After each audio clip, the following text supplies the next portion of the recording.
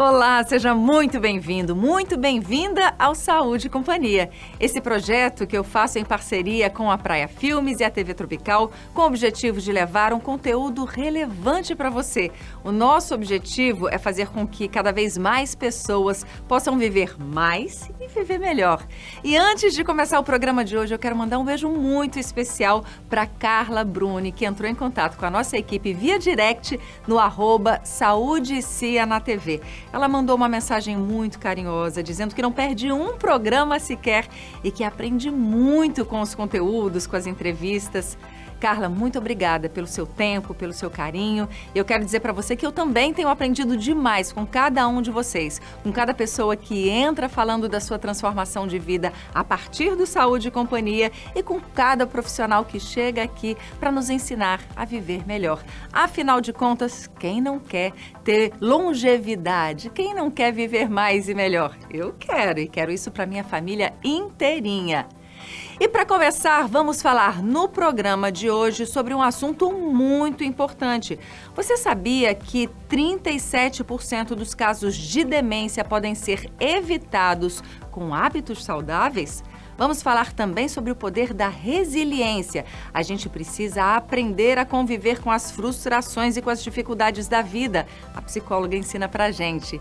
E já que a gente está falando também de viver mais e viver melhor, vamos lembrar de socializar, hein? Então conheça agora a parte mais bacana da ABB de Natal.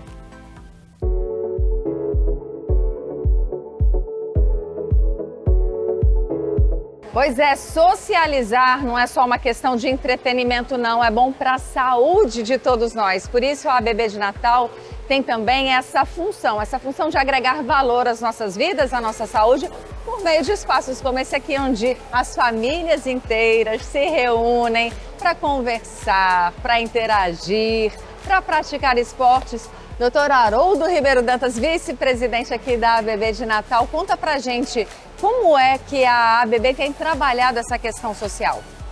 É uma função que a ABB também tem de agregar famílias, e que até no nosso clube a gente faz. A ABB é o clube da família potiguar, onde se encontra os pais, os filhos, os netos, né?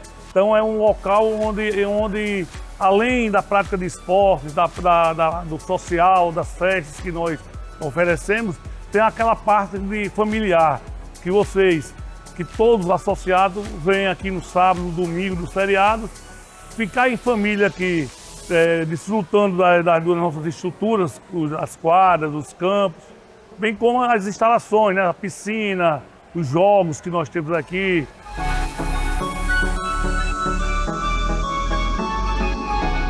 Agora, só quem é funcionário ou foi funcionário do Banco do Brasil pode se tornar sócio? Antigamente era só os sócios efetivos do banco, quem era funcionário.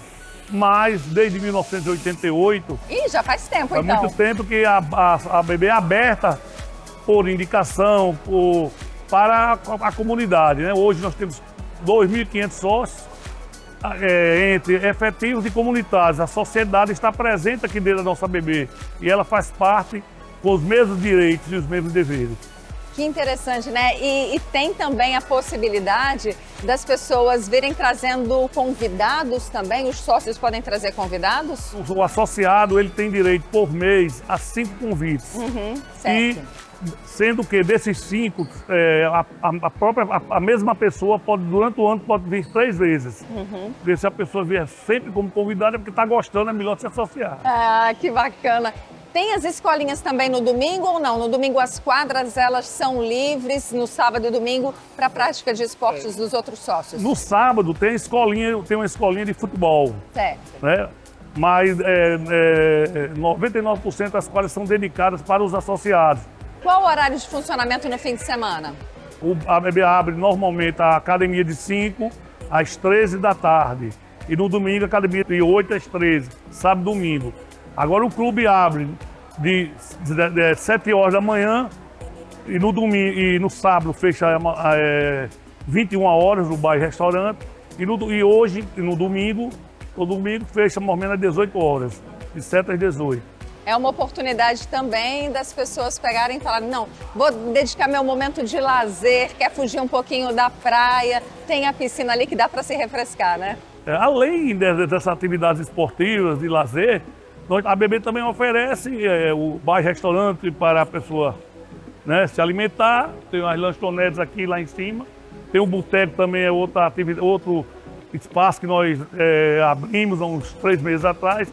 Então são várias opções para a pessoa que quiser para vir aqui na BB e desfrutar do que nós oferecemos. E se eu quiser fazer a festa de aniversário do meu filho, Haroldo, tem como fazer aqui? Pronto, tranquilamente. Nós temos aqui na BB, na parte superior aqui do prédio principal, nós temos o salão nobre, que comporta 500 pessoas, o salão cristal, 180, o salão azul, 180 e o salão executivo para 120 pessoas, além de um espaço que a gente chama de convivência, que é ao lado do Campo Mirim, que é muito bem utilizado para as festas de aniversário de crianças. Então, e além do mais, esses espaços para o associado, o aluguel é 50%. Tem um abatimento de 50%. Então, quem não é associado também pode usufruir disso, mas com valor de tabela cheia, seria tabela isso, cheia. Né? Tá ótimo. Parabéns aí pelo trabalho. Obrigada, Haroldo. Valeu. O Rilke Santos, atleta, frequenta aqui a BB de Natal há 30 anos. O que esse espaço representa para você? A BB hoje, em termos de esporte, ele é o grande núcleo social, esportivo do nosso estado e da nossa capital. E nós temos notícia de que a BB, em termos de esporte, hoje é a melhor do Nordeste. Uhum. Para o senhor estar aqui com seus amigos, praticando atividade física, socializando, né? Na sua rotina, isso tem um espaço especial? Tem, muito especial, porque já faz parte da minha vida. Porque o basquete, o esporte, para a gente, esses veteranos, ele surgiu depois que nós terminamos a universidade, não tinha mais onde jogar. Aí juntamos um grupo e esse grupo perdura hoje até vários dias da semana, entrando pela noite, campeonato brasileiro, campeonato Norte-Nordeste, campeonato mundial, pan-americano. Nós aqui temos 3 caras que foram os campeões pan-americanos, disputando no Chile, em Puerto Montt, disputando com os Estados Unidos. Que legal. Agora, sim, muito se fala na importância da preservação da saúde mental, doutor Rilke. Como o senhor percebe esse momento, essa interação, essa sua rotina como um fator promotor da sua saúde mental? Eu acho de uma importância fundamental, porque às vezes eu digo lá em casa, quando eu deixo de jogar basquete, não posso ir determinado dia, a gente fica com um determinado peso, faltou alguma coisa, como a gente é acostumado a se alimentar de alguma coisa e esse alimento não veio. Então o basquete complementa isso. Que coisa boa, parabéns, obrigada, viu? Parabéns. Sérgio Aguiar também é atleta, veterano, frequenta muito a ABB, mas eu quero saber de verdade, do fundo do coração, o que é que mais te anima quando vem pra cá? Simplesmente a parte social. Ah, é? A parte social é... O basquete? O basquete em si é só amizade. Desculpa? É só pretexto? É um pretexto. O que vale é a cervejinha após o basquete. Esse que vale. Os amigos velhos, todos velhos, jogam um pouquinho, mas o basquete depois a cerveja. É importante. E com que frequência o senhor vem aqui para a BB? Terça, quinta e domingo. Perfeito, é perfeito. Pra gente que é velha, 3 dias tomando cerveja tá ótimo. Como é que o senhor percebe, assim, os colegas seus que não têm uma vida social tão ativa quanto a do senhor? Eu tenho exemplo do meu irmão, grande atleta de basquete, hoje está solitário em casa, não pratica mais nada, não faz nada. Eu, Flávio Aguiar, coitado, está em casa, só faz academia. Participe do social, venha para o social, venha se encontrar com os amigos, os futuros amigos. Eles estão em casa sozinhos, reclamando da vida. Então aí realmente faz a diferença nessa parte de estar junto. Muita diferença. Melhora a saúde, melhora o seu astral, você fica mais alegre, uma pessoa risonha, você não fica triste, você está perto dos amigos. Simplesmente isso. Então vamos puxar aí o Flávio para cá também. Obrigada, viu, Sérgio? Começou com esquecimento, ela morava só, meu pai faleceu já tem 25 anos. E ela morava só, porque eu casado, os meus outros 2 irmãos casados, eu morei fora, o outro morou fora. Quando foi 6 anos atrás, ela começou a ter uns esquecimentos. E ela é aluna de Pilates da minha mulher. Então minha mulher começou, foi na época da segunda gravidez que veio o nosso filho. Mas minha mulher disse, ó, quando acabar, Gabriel nascer, eu vou procuramos um especialista quando foi diagnosticado. Sempre, ela é sócia, ela dança aqui. E cada final de semana, um dos filhos fica com ela, justamente pegamos para almoçar, deixamos ela em casa, ela vai dançar. Tem uma pessoa de manhã, das 7 da manhã até meio-dia, até que um filho pega, então ela nunca está só. Mamãe nunca foi uma pessoa de praticar esportes, ela nunca gostou de praticar esportes, a alimentação não é, apesar de ser ela uma pessoa magra e tudo mais, mas mamãe nunca foi. Hoje a alimentação está muito envolvida na prevenção de doenças. Então mamãe não gostava de salada, não gosta de folha, não gosta de cebola, não gosta disso, gostava de doce, né? Dizem que o Alzheimer é a diabetes do cérebro. E 2018, 17, 18, 19, foi o gatilho da doença dela, né? Meu avô faleceu, 3 meses depois minha avó faleceu, vários primos vieram a falecer, então a gente acha que aquilo ali foi o gatilho para o começo da doença. Tenho. Eu trabalho viajando, eu trabalho da Bahia até o Ceará. Essa semana passada eu estive no Ceará e essa semana agora eu vou para Pernambuco. Mas quando eu estou em Natal, eu tenho uma alimentação considerada saudável. Eu tomo minha cerveja assim no final de semana. Hoje mesmo eu vim jogar para depois tomar uma cerveja. Quer que eu diga? Eu não gosto nem do voleibol, eu gosto da cerveja. Mas então eu jogo no sábado, jogo no domingo, eu faço musculação quando eu estou em Natal os 5 dias na semana. Quando eu estou viajando, eu tento encaixar alguma coisa, porque... Por exemplo, quando eu vou para o interior da Bahia, eu praticamente durmo todo dia num lugar diferente. Mas aí é justamente uma alimentação saudável, tem a suplementação, a questão de ômega 3 que eu preciso justamente para as doenças neurodegenerativas. Eu tenho um laço de amizade muito grande, desde a época do Colégio Marista, amigos de quase 40 anos de convívio até hoje. Tem o pessoal do voleibol, tem o pessoal do ABC, que eu também fui atleta do ABC, fui conselheiro, então eu tenho um ciclo de amizade muito grande. Sou uma pessoa que gosta de sair, não gosto de ficar em casa no final de semana, justamente por isso, porque eu já trabalho a semana viajando. Então, onde é que eu tiro o meu estresse? Aqui, eu venho jogar, meus filhos, minha filha vai fazer 11 anos, já está jogando voleibol, o mais novo, então eu crio aqui os 2 soltos, eles não passam pela portaria, todo mundo conhece. Minha mulher malha aqui, o Gabriel faz futebol aqui, então a ABB hoje é a minha segunda casa e é justamente o clube da família. No próximo bloco você vai ver que 37% dos casos de demência podem ser evitados com uma vida mais saudável e ainda como lidar com os desafios de maneira resiliente.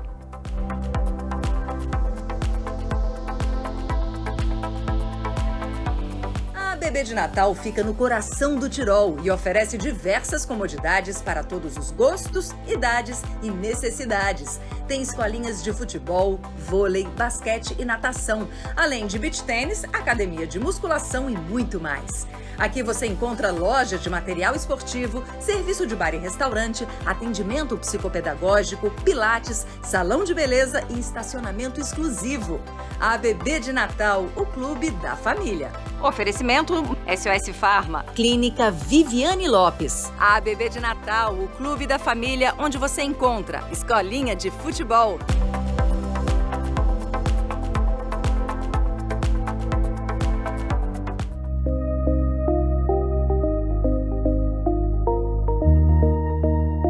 Você sabia que consegue reduzir em até 37% a probabilidade do desenvolvimento do Alzheimer com a mudança de 5 hábitos?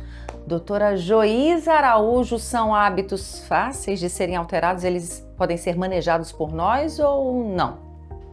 Michele, essa é uma pergunta que muitas pessoas me fazem, porque muita gente tem medo do Alzheimer, é natural.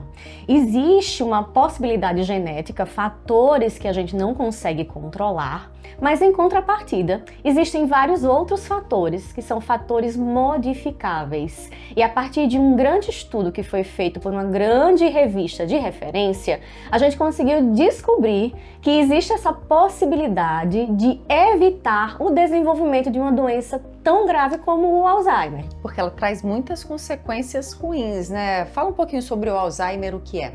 A doença de Alzheimer é um tipo de demência. Ele é um quadro neurodegenerativo, ou seja, nós vamos ter uma evolução, não existe cura. Então, o que acontece é que a gente precisa realizar o diagnóstico cada vez mais precoce possível para que essas pessoas elas tenham a possibilidade de receber esse tratamento e, a partir disso, conservarem a sua independência e a sua autonomia por muito tempo. Mas o que é fato é que essa doença, no final do segmento, no estágio mais grave, ela leva a uma dependência constante e contínua. Por isso, ela traz também uma carga de muito sofrimento e desgaste, tanto para a pessoa que é diagnosticada, como para a família, que é essa rede de cuidado. Então, por isso que a gente tenta, no máximo possível, né, evitar que ela apareça. Então, Fevereiro Lilás, que é um mês também onde se fala sobre a conscientização acerca tanto do Alzheimer, quanto do lúpus, quanto também da fibromialgia, mas especificamente sobre o Alzheimer, o que seriam esses primeiros sintomas que possam ali trazer um alerta para o diagnóstico precoce? O Fevereiro Roxo, ele é um evento que a gente centra a nossa atenção em algumas doenças crônicas, como por exemplo a fibromialgia, o lúpus e a doença de Alzheimer. Então ela serve como esse holofote para nós trazermos essa evidência de que é possível a gente diagnosticar o Alzheimer. E aí temos alguns sinais de alerta de fato. Então a doença de Alzheimer, ela tem uma prevalência maior em pessoas acima dos 60 anos. Existem alguns casos que são diagnosticados mais precocemente, como naquele filme Para Sempre Alice, que ela era muito jovem, desenvolveu muito cedo, mas na maioria das vezes são pessoas mais velhas. Então, se você tem o seu pai, o seu avô, alguém próximo a você, ou você mesmo já fez 60 anos ou mais, e você conseguir identificar aí, primeiro, esquecimentos um pouco mais acentuados do que o que é recorrente no seu dia a dia, ou se esse conteúdo que você está perdendo é um pouco mais grave, é uma coisa que você recordaria antigamente, ou então, se o seu familiar começa a desenvolver alguma mudança de comportamento, às vezes é até um leve quadro de apatia, de falta de motivação, ou alguma coisa que possa se assemelhar a um isolamento, a não querer desenvolver aquelas atividades como antigamente, isso também pode ser um sinal. E quais são os 5, vamos dizer, hábitos que podem ser trabalhados para, vamos dizer assim, ter uma menor probabilidade da gente desenvolver o Alzheimer, porque todos nós estamos suscetíveis, né? É verdade. Os fatores genéticos nós não podemos reverter ainda, né? Porque existem aí algumas pesquisas relacionadas à terapia gênica, por exemplo. Mas os fatores de hábitos saudáveis de qualidade de vida, a gente consegue. Então, a gente precisa centrar, e eu vou me centrar em 3 deles, porque são os de mais fácil acesso para todos nós conseguirmos modificar. O primeiro deles é exercício físico regular. Ele é um fator de promoção de saúde para várias condições de saúde, inclusive para os quadros demenciais, como a doença de Alzheimer. O segundo fator é a nutrição.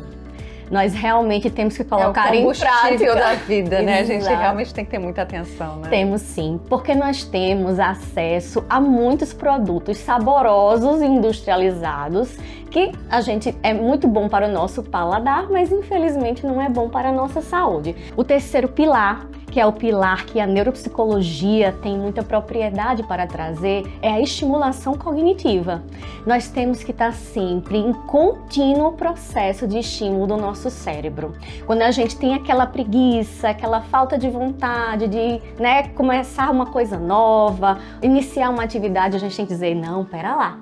temos que começar a fazer algo novo. E quando a gente faz 60 anos, muitas vezes nos nossos processos de aposentadoria, esse estímulo ele acaba sendo menor. A gente acaba tendo um menor ambiente de menos estímulos e a gente não pode acomodar. E até que ponto a convivência social contribui para evitar o Alzheimer? Perfeita a sua pergunta. A socialização também é um fator de neuroproteção contra várias doenças, inclusive o Alzheimer. Quando a gente está em grupo, o ser humano ele é um ser social. Então ele precisa de estar em grupo, ele precisa de fortalecer esses laços de vínculo e em grupos que sejam frutíferos, né, que tragam benefícios para nossa mente também. Doutora Joísa, muito obrigada pelo seu tempo, pelo seu conhecimento, pelas suas dicas. Eu é que agradeço imensamente, como eu disse, admiro muito o trabalho de vocês, admiro o programa e estou sempre disponível para a gente estar aqui trocando informações, para a gente saber mais sobre a neuropsicologia, sobre saúde mental, sobre como viver melhor e bem. É esse o nosso propósito.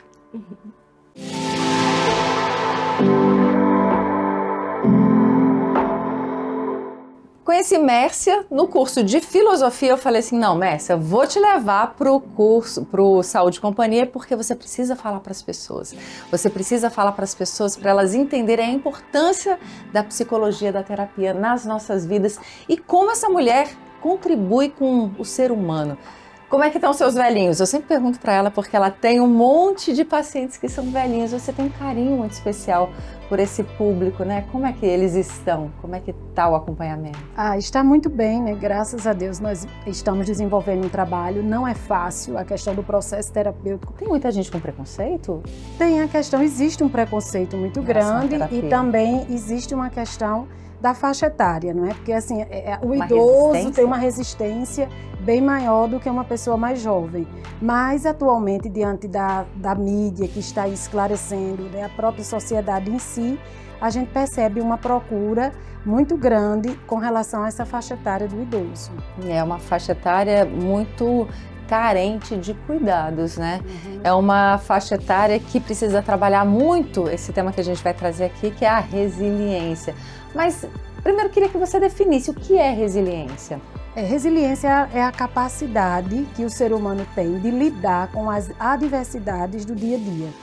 Então essa capacidade é uma habilidade que nós vamos construindo ao longo da vida. Ela não é inata, né? As pessoas não nascem com isso. Não, exatamente. Como tem pessoas que têm uma facilidade maior, uma habilidade de lidar melhor com as dificuldades da vida.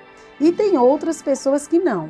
E é por isso que o processo terapêutico contribui para essas pessoas lidarem melhor com a questão da resiliência, diante de uma situação traumática, diante de uma perda de um ente querido, diante de uma perda de emprego, enfim. Eu gosto de falar de resiliência e lembro de um livro que eu estou lendo atualmente, que o livro é As 5 Coisas que Você Não Consegue Mudar. E dentro deste livro tem uma reflexão que é: a qualquer momento pode acontecer qualquer coisa com você. Eita. Então, é exatamente isso. Isso pode ser tanto excitante como apavorante, né? Exatamente. Então, olha só, já refletiu sobre isso? A qualquer momento pode acontecer qualquer coisa com você.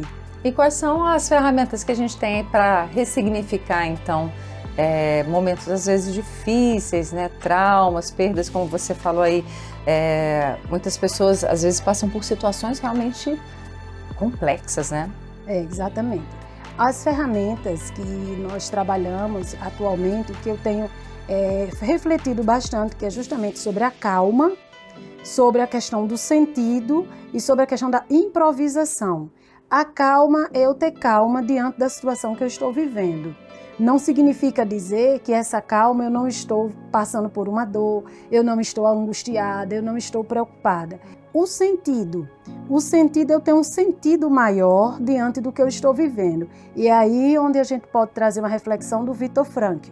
Viktor Frankl, no livro Em Busca do Sentido, ele traz uma reflexão que o ser humano, você pode estar diante de qualquer situação na vida, mas você tem a liberdade de escolher a sua atitude diante daquela situação. Isso é Viktor Frankl, ele deixa muito claro para a gente quando ele fala do sentido da vida. Então, quando eu tenho um sentido maior na minha existência, então fica mais fácil de lidar com a questão da resiliência. Para a gente encerrar, muitas pessoas falam, não, eu vou para terapia não, porque ela lá sabe de problema, ela lá já enfrentou o que eu estou enfrentando, a minha dor é absurda, é gigantesca, como eu vou tratar isso com outra pessoa? E aí a gente entra numa questão que eu acho muito sensível e importante, mas é o chamado lugar de fala, né? Sabe melhor o caminho aquele que já o tenha percorrido. E você percorreu um caminho bem árido, né? Exatamente. Lidar com essa questão e falar da resiliência e lidar com este ser humano que chega diante dos meus olhos me faz refletir. Por quê? Porque eu realmente tive perdas significativas que hoje contribuem para que eu tenha essa consciência de si e poder ter esse olhar mais profundo, essa empatia com o próximo que se apresenta diante dos meus olhos. Por exemplo, é bem complexa quando você perde os seus pais. Eu perdi a minha mãe num período da minha adolescência. É bem complexo quando você vivencia um suicídio dentro da sua casa. Eu vivenciei um suicídio dentro da minha casa. É também complexo a situação de quando você perde um filho. Eu perdi minha filha. E em todos esses momentos, eu precisei fazer justamente tudo isso que eu comentei aqui com você, que nós estamos refletindo. Eu precisei ter calma, eu precisei aceitar, mas não significa dizer que eu não estava sentindo aquela dor, mas eu precisei trabalhar esse sentido. Qual é o sentido de eu estar vivendo tudo isso? E aí, Michele, eu consegui superar estas situações com um olhar diferente, um olhar mais amplo, um olhar mais leve, e isso foi se tornando mais leve na minha caminhada evolutiva aqui diante da vida. Assim você pode, com os seus aprendizados, ensinar todos nós. Obrigada. Obrigada a você. Tão linda. E aí, me conta, o que achou do Saúde e Companhia de hoje? Lembra que você pode interagir, sugerir, criticar no nosso Instagram, @SaúdeCiaNaTV. E o programa na íntegra tá lá no YouTube da TV Tropical. Então não perde o próximo programa, porque o nosso objetivo é entregar cada vez mais conhecimento para todos nós. Um beijo grande e até semana que vem.